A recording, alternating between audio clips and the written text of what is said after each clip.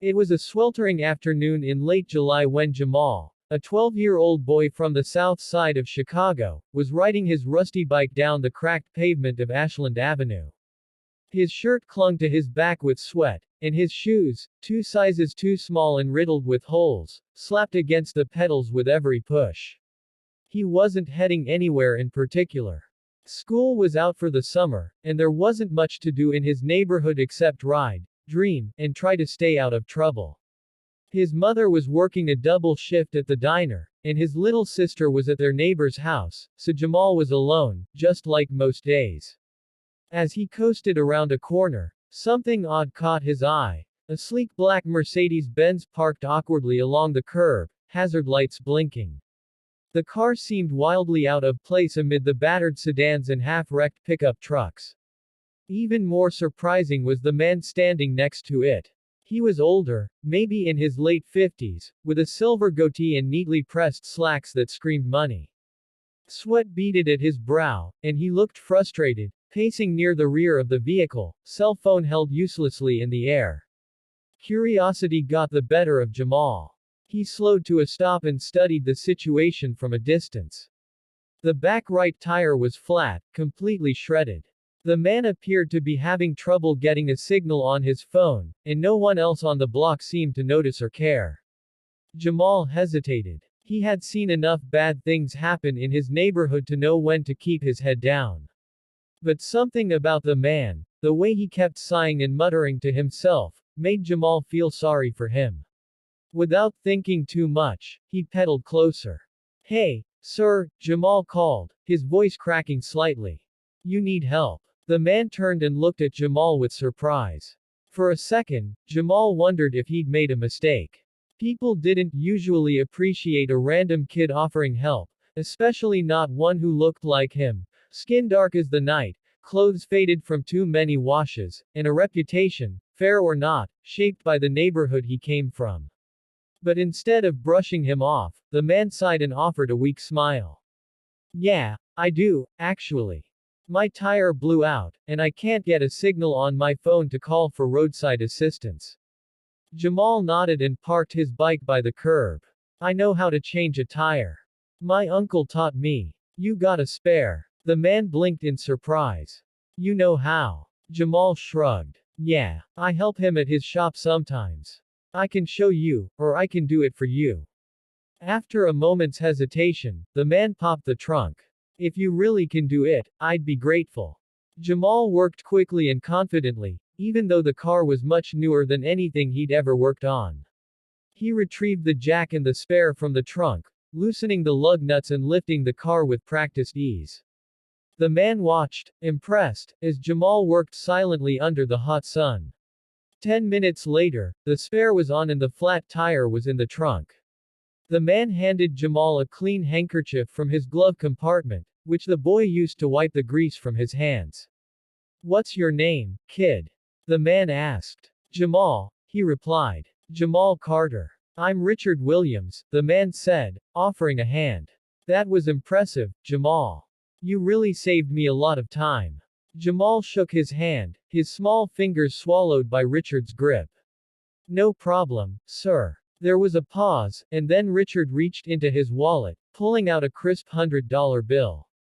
"Here, for your trouble." Jamal stepped back, shaking his head. "No, sir. I didn't do it for money. Just thought you needed help." Richard blinked. "You sure?" Jamal nodded firmly. "Yes, sir. My mama says you do good without expecting something back." Richard's eyes narrowed slightly, his interest clearly piqued. "Your mama sounds like a smart woman." "She is," Jamal said proudly.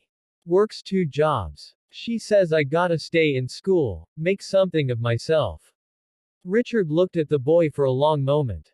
Something about Jamal reminded him of his own childhood, growing up with nothing but determination and a dream. He glanced at the time. He was already late for his meeting, but he found himself not wanting to rush off. "Do you live around here?" he asked. "Yeah, couple blocks down," Jamal replied. "Your mom home?" "No, she's working. Won't be back till after 8. There was another pause. Richard opened the door to his car, but instead of getting in, he pulled a business card from the visor and handed it to Jamal. Tell your mom I'd like to talk to her. Nothing bad, I promise. Just want to say thank you. This is my number. Jamal took the card carefully. It was heavy, the kind of card made from thick, expensive stock. It read Richard A. Williams, CEO, Williams Global Holdings. Williams Global, Jamal said aloud. You own that. Built it from the ground up, Richard said. Took me 30 years. Started with a landscaping business when I was your age. Jamal's eyes widened. He'd heard of Williams Global. They were big, real big. Construction, tech, even real estate. It didn't make sense that a man like this would end up on his street, needing his help. Anyway, Richard continued, getting into his car, I mean it. Tell your mom to call me. Jamal nodded, still staring at the card. Richard smiled, tipped an invisible hat, and drove off, the car rolling smoothly on the new tire. Jamal stood there for a while after the car disappeared from view. The neighborhood around him looked the same. Run-down houses, barking dogs, old folks sitting on porches trying to catch a breeze, but something had shifted inside him. He looked down at the card in his hand again.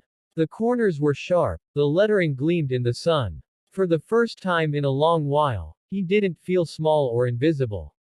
He felt noticed. He slipped the card carefully into his back pocket and hopped back on his bike, heading for home. There was a story to tell his mom that night, and maybe, just maybe, the beginning of something more. The millionaire stood beside his sleek, black Bentley, the sun glinting off the chrome as he surveyed the deflated tire. He was impeccably dressed, a tailored navy blue suit clinging effortlessly to his lean frame, his gold watch catching rays of afternoon sunlight. Frustration furrowed his brow. He was late for a critical meeting and had left his phone at the office in a rare lapse of memory. Cars rushed by indifferently, honking or avoiding eye contact, until a young boy, no older than 12, approached the scene. The boy's name was Malik. His shoes were worn, the soles beginning to peel, and his backpack sagged with the weight of textbooks and a lunchbox that hadn't seen a fresh sandwich in days. He had just left school and was walking his usual route home when he noticed the stranded vehicle and the man in distress. Something tugged at him, a voice that said, "Help if you can." Malik didn't hesitate. "Need help, sir?" he asked, voice polite but firm. The man looked down, mildly surprised to see the boy standing there with sincerity in his eyes. "I don't suppose you know how to change a tire?" the man replied, skeptical. Malik smiled, dropping his backpack to the ground. "I helped my uncle enough times.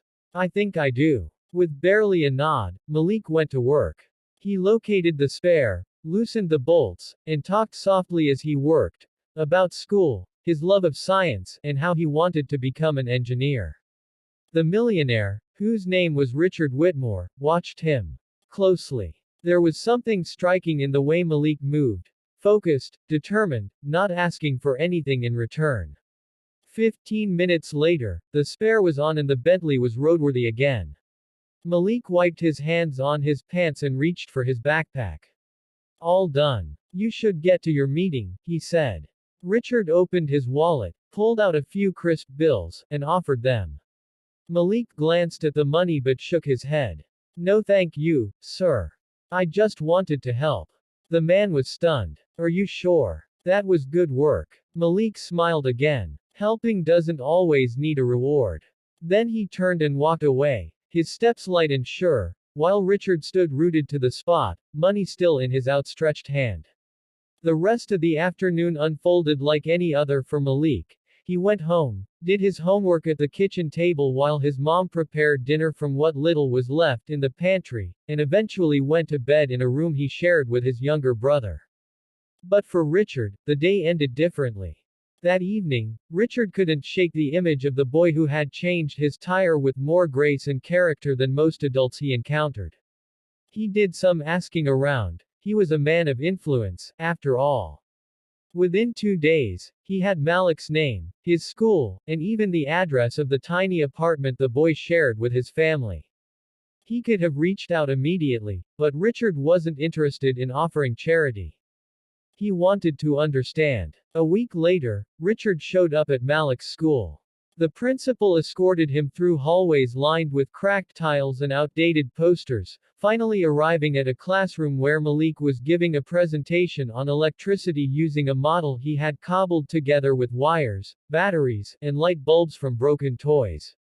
The boy's voice was animated, his classmates engaged. Richard watched from the doorway, quietly impressed. When class ended, the principal introduced them. Malik's eyes widened with recognition, then confusion. "I just wanted to thank you properly," Richard said, extending his hand. "You helped me more than you know." Malik shook his hand, unsure what to say. Richard continued, "You mentioned you want to be an engineer. Is that still the plan?" Malik nodded. "Yes, sir." Richard smiled. "Let's make that happen." In the weeks that followed, things began to shift.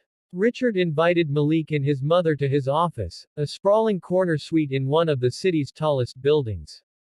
There, over soft drinks and sandwiches, he laid out a plan. He would sponsor Malik's education, private school tuition, summer programs, mentoring, the works. But he wanted something in return. "I'm not giving this to you," he said. "I'm investing in you. The only thing I ask is that you work hard and remember where you came from." Malik's mother, eyes brimming with tears, agreed. Malik, stunned and overjoyed, shook the man's hand once more, but this time with full understanding. Over the next few years, Malik blossomed. He transferred to one of the best preparatory academies in the city, where he quickly rose to the top of his class. He joined robotics clubs, won science fairs, and even landed an internship at Richard's tech firm before his high school graduation. Richard didn't just write checks, he showed up. He tutored Malik in business concepts, introduced him to engineers and leaders, and encouraged him through every setback. Despite the new environment, Malik never lost touch with his roots. He volunteered on weekends, returned to his old school to mentor younger students, and spoke openly about where he started. The community that had once looked at him with pity now looked to him with pride. By the time he was accepted to MIT with a full scholarship, Malik had already been featured in local news, recognized by city officials, and offered opportunities at companies across the country. But when asked what sparked the change, he always pointed back to that flat tire, and the stranger who didn't just see a boy, but potential. Years later, Malik would launch his own tech company focused on developing affordable engineering kits for underfunded schools. Richard was his first investor. At the launch event, standing before a crowd of supporters and journalists, Malik took the mic. "I didn't change the tire hoping for something in return. I changed it because helping is the right thing to do. But that moment showed me that sometimes the smallest actions can have the biggest consequences. I want to be that moment for someone else." And with that, he passed on the torch, not just of success, but of belief.